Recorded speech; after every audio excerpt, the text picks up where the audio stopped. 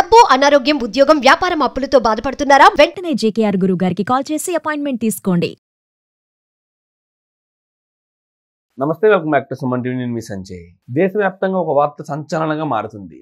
ఉత్తరప్రదేశ్ మొరాదాబాద్లో 22 మంది పాకిస్తానీ మహిళలు దీర్ఘకాలిక విషయాలతో నివసించడమే కాకుండా ఇక్కడ వ్యక్తులతో 90 మంది పిల్లలకి జన్మనిచ్చినట్టు తెలుస్తుంది. ఇదే వార్త దేశవ్యాప్తంగా సంచలనంగా మారింది.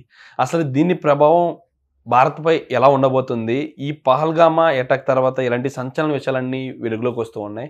అసలు దీనిపై పూర్తి వివరాలు చెప్పడానికి ఈరోజు మనతో పాటు ఉన్నారు Telangana high court advocate KV Ramarao గారు. మరి సార్తో మాట్లాడి కొన్ని విషయాలు తెలుసుకుందాం. నమస్తే సార్. నమస్తే సంజయ్ గారు.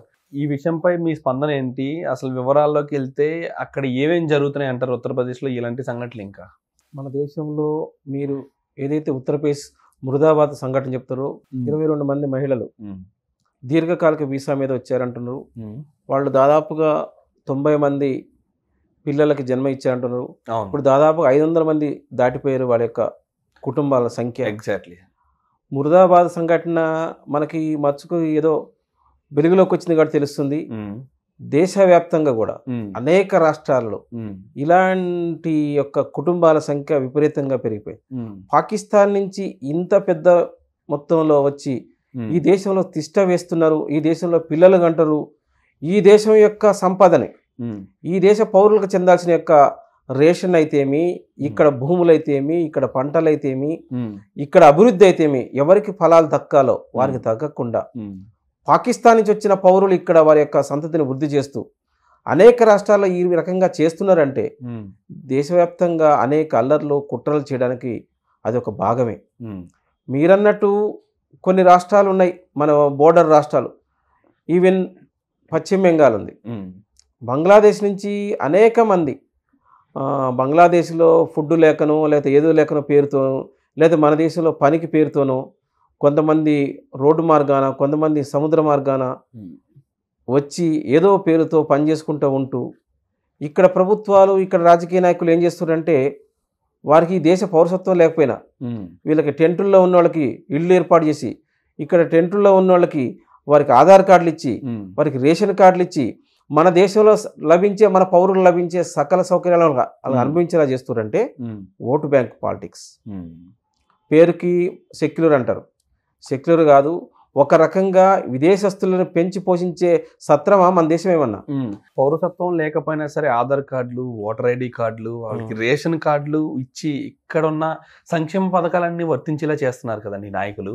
వాళ్ళని ఎలా చూడాలంటారు? వాళ్ళు కూడా ఒక దేశద్రోహుల కింద చూడొచ్చు అంటారా? పక్కాగా సంజయ్ గారు. అసలు వాళ్ళు చేసేదే దేశద్రోహం.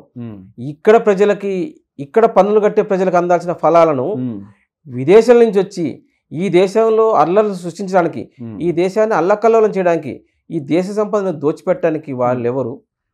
అసలు వాళ్ళు తినడానికి వాళ్ళెవరు? ఇక్కడ ప్రజలకు అందాల్సిన ఫలాలను వాళ్ళకి పెట్టడానికి ఈ రాజకీయ నాయకులు ఎవరు? ఇదంతా ఓటు బ్యాంక్ పాలిటిక్స్. ఇదంతా కుచిత బుద్ధులు తప్ప ఈ దేశము ఎవరి కోసం ఉంది? ఈ దేశ ప్రజలకు ఏం చెందాలి? వాళ్ళకి అసలు ఆధార్ కార్డు ఎట్లా వస్తున్నాయి, వాళ్ళకి రేషన్ కార్డు ఎట్లా వస్తున్నాయి, ఓటర్ ఐడీలు ఎట్లా వస్తున్నాయి? ఇక్కడ నాయకులు, ఇక్కడ అధికారులు సహకరిస్తేనే వస్తున్నాయి. అసలు వారు దీర్ఘకాలిక వీసా మీద వచ్చినప్పుడు మన యొక్క అధికారులు ఏం చేస్తారు? వాళ్ళ వీసా ఉందా లేదా, రద్దయిందా, వాళ్ళు ఎక్కడున్నారు, వాళ్ళని పట్టుకొని వీసా అయిపోగానే వాళ్ళకి సర్టెన్ ఒక విద్యార్థిగా వచ్చినా లేదా హెల్త్ ఇష్యూ వచ్చినా వాళ్ళకి ఒక టైం ఇచ్చి ఆ టైం బాండ్ పూర్తిగానే పంపించాలి. పోను అన్న వాళ్ళని జైల్లో వేయాలి. ఏది గవర్నమెంట్ మన చట్టాల ప్రకారం ఏ రకమైన శిక్షలు ఉంటే ఆ రకమైన శిక్షలు వేయాలి. వీళ్ళంతా ఎవరు అసలు? Exactly sir. ఇక్కడ మన దేశంలో ఉన్న రైతులకి కొన్ని విషయాలు చూసుకుంటే ఆధార్ కార్డులో బయోమెట్రిక్ సరిగ్గా లేదనో, పేరులో చిన్న పొరపాట్లు ఉన్నాయనో, అడ్రస్లో చిన్న పొరపాట్లు ఉన్నాయనో అందే సంక్షేమ పథకాలు కూడా వాళ్ళకి వర్తించట్లేదు, వాళ్ళకి అందట్లేదు. ఇంత పకడ్బందీగా ఉన్నప్పుడు ఇలాంటి సందర్భంలో పౌరసత్వం లేని వ్యక్తులకు ఆధార్ కార్డులు ఎలా వర్తిస్తున్నాయి అంటారు? ఎలా ఇప్పిస్తున్నారంటారు ఈ నాయకులు? అసలు మన తెలంగాణ రాష్ట్రంలో కూడా లాస్ట్ ఎలక్షన్స్ లో మీరు కనుక ఎలక్షన్స్ టైంలో కొంతమంది రాజకీయ నాయకుల స్పీచ్లు వింటే మీరు ఎవరికి దడవాల్సిన పని లేదు, మీకు అండగా నేనుంటాను, మీకు కావాల్సిన అన్ని నేను ఇప్పిస్తాను అని మన రాష్ట్రంలోని మన హైదరాబాద్ చుట్టుపక్కల ఉన్న ఒక నాయకుడు చెప్పాడు. అంటే ఏ స్థాయికి వెళ్ళారంటే ఓట్ల కోసం ఇంత నీచమైన పనులు చేసే రాజకీయ నాయకులు మన దేశంలో ఉండడాన్ని ఈ అధికారులు కూడా ఆ రాజకీయ నాయకులు కొమ్ముగాస్తూ ఇలాంటి తప్పిదాలు చేసే ఇలాంటి దేశద్రోహుల్ని కట్టడి చేయట్లేదు, వాళ్ళని అరెస్ట్ చేయట్లేదు, చివరికి ఏ స్థాయికి పోయారంటే ఆ రోహింగాలు, ఇప్పుడు మొన్న ఒక పాకిస్తానీ ఒక నాయకుడు చెప్పాడు, మీరు యుద్ధంలో మమ్మల్ని ఓడిస్తారేమో కానీ మీలోనే మా ప్రజలు ఉన్నారు, మీపైనే తిరుగుబాటు చేస్తారు, మీ దేశాన్ని నాశనం చేసే శక్తులన్నీ మా దేశం ఎప్పుడో పంపించిందనే స్థాయికి చెప్తున్నారు. అంటే దీనంతా కారణం ఇక్కడ రాజకీయ నాయకులే. ఈ వాక్యాలు విన్న తర్వాత కూడా ఏమనుకోవాలి సార్, వీళ్ళని దేశ పౌరుల కింద పరిగణించాలా లేకపోతే దేశ ద్రోహుల్లా లేకపోతే ఉగ్రవాదులా ఎవరంటారు? అండ్ అంతేకాకుండా ఆ మహిళలు కూడా ఇక్కడ సంతతికి చెందిన వ్యక్తులతోటే ఈ సంతాన ఉత్పత్తిని చేసినట్టు జరుగుతుంది, ఇంతమందిని కన్నట్టు తెలుస్తుంది. వాళ్ళని ఎలా పరిగణించాలంటారు ఇప్పుడు? అసలు ఉగ్రవాదులానా, దేశ ద్రోహుల్లానా, లేకపోతే దేశ పౌరులానా? మన దేశ ప్రభుత్వం కాశ్మీర్కి ఏదైతే ప్రత్యేక ప్రతిపత్తి ఉందో 370 ఆర్టికల్ 370 ఆర్టికల్ రద్దు చేయడానికి కారణమేది. 370 ఆర్టికల్ ఉన్నట్లయితే పాకిస్తాన్ యొక్క పౌరులు వచ్చి కాశ్మీర్లో ఉన్న ఒక అమ్మాయిని పెళ్లి చేసుకున్నట్టయితే వాడు ఇక్కడ పౌరుడు అయిపోతాడు, ఇక్కడ ఆస్తుల్లో భాగస్వామ్యం చేస్తుంది, వాడు ఇక్కడైనా అనిపించవచ్చు. ఇలాంటి యొక్క తప్పుడు చట్టాలు, తప్పుడు ఆర్టికల్స్ ఉండబట్టే ప్రభుత్వాలు స్ట్రిక్ట్గా ఉండాలి. అలాంటి వ్యక్తుల్ని అసలు దేశంలోకి ఎంటరే కానియద్దు. మన దేశ భద్రత పటిష్టంగా ఉండాలంటే దేశానికి చుట్టూ బోర్డర్గా అనేక రాష్ట్రాల్లో ఏం జరుగుతున్నాయి, ఆ రాష్ట్రంలో ఏ ప్రభుత్వాలైనా ఉండని, ముందు దేశమంతా ఒకటే అనే స్ఫూర్తి రావాలి. సార్ ఇప్పుడు ఈ పహల్గామ్ అటాక్ తర్వాత భద్రత దృష్ట్యా ఈ పరిశీలనకు వచ్చిన పోలీసులకి ఇవన్నీ బయటపడుతూ ఉన్నాయి ఒకటిగా. అసలు యూపీలోనే 500 మంది పైగా, అది ఒక చిన్న ప్రాంతంలో 500 మందికి ఇంతమంది ఉన్నారంటే దేశవ్యాప్తంగా ఎంతమంది ఉండొచ్చు అంటారు? అండ్ ఇలాంటి హైదరాబాద్ లాంటి మహానగరాల్లో ఇంకెంతమంది ఉండే అవకాశం ఉందంటారు? ఓవరాల్ దేశవ్యాప్తంగా ఎంతమంది ఇలాంటి వాళ్ళు ఉండే అవకాశం ఉందంటారు వ్యక్తులు? వందలు కాదు సంజయ్ గారు, ఇది వేలు కాదు, లక్షల్లో ఉన్న ఆశ్చర్యపడాల్సిన అవసరం లేదు.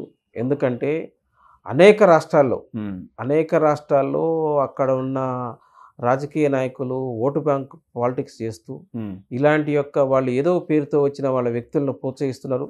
వాళ్ళ ఓట్ల కోసం ఎక్కడ దాకా పోయారంటే దేశ భద్రతను కూడా పణంగా పెట్టారు. మీరు అన్నట్టు వందలు కాదు, వేలు కాదు, లక్షల మంది ఉన్నారు. అక్కడ దాకా ఎందుకు, మన రాష్ట్రంలోనే బోలెడు మంది ఉన్నారు. ఈ అధికారులు ఎప్పటికప్పుడు అసలు రాష్ట్రంలో ఏం జరుగుతుంది, ప్రజలకు ఎలాంటి ఇబ్బందులు ఉన్నాయి, వరదలు వచ్చినప్పుడు డ్రైనేజ్ తీసినట్టు ఉంది తప్ప దేశానికి కష్టం వచ్చినప్పుడు ఇప్పుడు సెర్చ్ చేస్తారు. దేశం ఎప్పుడు చేయాల్సిన పని ఇది. దేశానికి శత్రువులు ఎవరు రావడానికి వీలేదు. దేశ భద్రత ముఖ్యమనే భావన ఉండాలి. పాకిస్తాన్ నుంచి ఇక్కడి వరకు వలస వచ్చి ఇక్కడే పెళ్లి చేసుకోవాల్సిన అవసరం ఏంటి, ఇక్కడే పిల్లల్ని కనాల్సిన అవసరం ఏంటి? దీన్ని ఎలా అంటారు? వీళ్ళు ఉగ్రవాదాన్ని పెంచడం కోసం ఇక్కడి వరకు వస్తున్నారంటారా, లేకపోతే వాళ్ళు ఇక్కడి కోసం ఏదైనా బతుకు తెరువు కోసం వస్తున్నారంటారా? దీనిపై పూర్తిగా విశ్లేషించగలరు మా కోసం? సంజయ్ గారు, వాస్తవంగా ఇది చెప్పాలి అంటే పాకిస్తాన్ కుట్రలో భాగమే. పాకిస్తానే మొదట ఒప్పుకుంది ఉగ్రవాదులను పెంచి పోషిస్తామని. పాకిస్తాన్కి శత్రువు ఎవరన్నా ఉన్నారు అంటే పాకిస్తాన్ ఆలోచన మొత్తం ఇండియా మీదనే కన్ను ఉంటుంది. పాకిస్తాన్ ఏర్పడ్డ కాడి నుంచి 1940 నుంచి కూడా భారతదేశం ఎదుగుదలని, భారతదేశ అభివృద్ధిని వారలేక భారతదేశం కుట్రలు చేస్తూనే ఉన్నది. పాకిస్తాన్ కేంద్రంగా అనేక ఉగ్రవాద సంస్థలు ఉన్నాయి. ఉగ్రవాద సంస్థల్లో భాగమే ఇది. భారతదేశంగా ఏదో రకంగా పౌరులు పంపాలా. ఇప్పుడు మొన్న పహల్గామ్లో జరిగిన దుర్ఘటన ఏంది? పహల్గామ్లో వచ్చింది 9 తీవ్రవాదులు.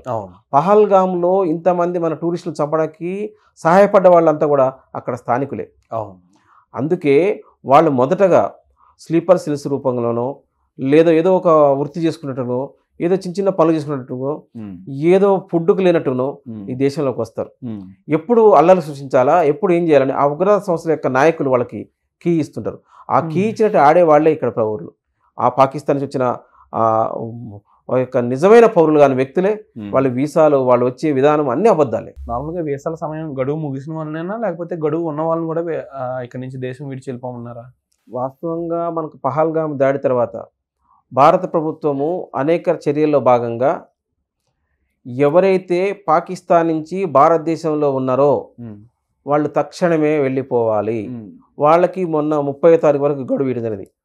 ఇంకా కొంతమంది విద్యార్థిగానో లేదా హెల్త్ ఇష్యూతోనో వీసాతో వస్తారు. వాళ్ళకు కూడా సర్టెన్ టైం ఇవ్వడం అనేది. ఆ టైం ఇచ్చి ఈ టైంలోపు వెళ్ళిపోమని చెప్పింది. అంతే తప్ప పాకిస్తాన్ పౌరుడు ఇక్కడ ఉండడానికి వీలేదు. వీసాలు ఉన్నాయా, వీసాలు లేవా కాదు, అన్ని రద్దు చేసింది. దౌత్యపరంగా అన్ని రద్దు చేసింది. సార్, ఫైనల్గా ఒక విషయం, ఈ పాకిస్తాన్ నుంచి వచ్చిన మహిళల కన్నా 95 మంది ఏమవుతారంటారు? పాకిస్తాన్కి పౌరులు అవుతారా, లేకపోతే భారతదేశానికి పౌరులు అవుతారా? వాళ్ళని ఎలాగా చూస్తారంటారు మీరు? సంజయ్ గారు, అసలు వారు పాకిస్తాన్ నుంచి వచ్చిన 22 మందిని మన ప్రభుత్వాలు గుర్తించినవి. అసలు ఆ 22 మందికి ఇక్కడ పౌరసత్వం లేదు. వాళ్ళు వచ్చిన ఉద్దేశము వేరు. అసలు వీసాలు కూడా లేవు. వాళ్ళు ఏదో ఒక మార్గంలో సముద్ర మార్గంలో లేకపోతే దారి తప్పు ఏదో పేరుతో వచ్చారు. వాళ్ళని అక్కడ ఉగ్రవాదులే పంపించారు. వాళ్ళు ఇక్కడ జనాభా ఉత్పత్తి చేస్తున్నారు అంటే వాళ్ళ ఉద్దేశము టెర్రరిస్టుల యొక్క పన్నాగమే. వాళ్ళు భారతదేశ పౌరులు కాదు కదా, భారతదేశ ద్రోహులు అవుతారు. ప్రభుత్వాలు అక్కడ ఉన్న ప్రభుత్వాలు కానీ అక్కడ ఉన్న అధికారులు కానీ వాళ్ళని వెంటనే అరెస్ట్ చేయాలి, కోర్టులో ప్రొడ్యూస్ చేయాలి. కోర్టు ఏ విధమైన శిక్ష ఇస్తే ఆ రకంగా వాళ్ళని శిక్షలు అనుభవించాలి. అదే రకంగా పాకిస్తాన్ ప్రభుత్వం కనుక కోరితే మన ప్రభుత్వ రూల్స్ ప్రకారం ఏమైనా ఒప్పందాలు ఉంటే దాని ప్రకారం వాళ్ళని పాకిస్తాన్కి అప్పచెప్పాలి. ఇక్కడ అసలు ఉండడానికి వీలే లేదు.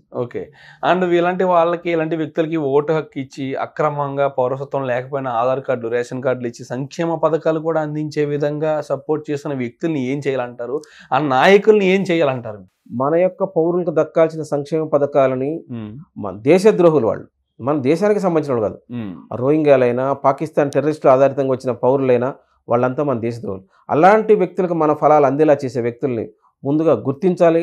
అలాంటి అధికారులకు శిక్ష పడేలా ప్రభుత్వాలు చర్యలు తీసుకోవాలి. Absolutely sir, thank you sir, thank you very much sir. And అంతేకాకుండా అక్కడ ఉన్న 500 మందిపై చర్యలు తీసుకోవడం ఎంతవరకు ముఖ్యమో 500 మందికి సహకరించిన నాయకులకి లోకల్ వ్యక్తులకి పైన కూడా ఆంక్షలు విధించి వాళ్ళకి శిక్షలు పడేలా చేయడం అంతకన్నా ముఖ్య విషయంగా గమనించుకోవచ్చు మనం.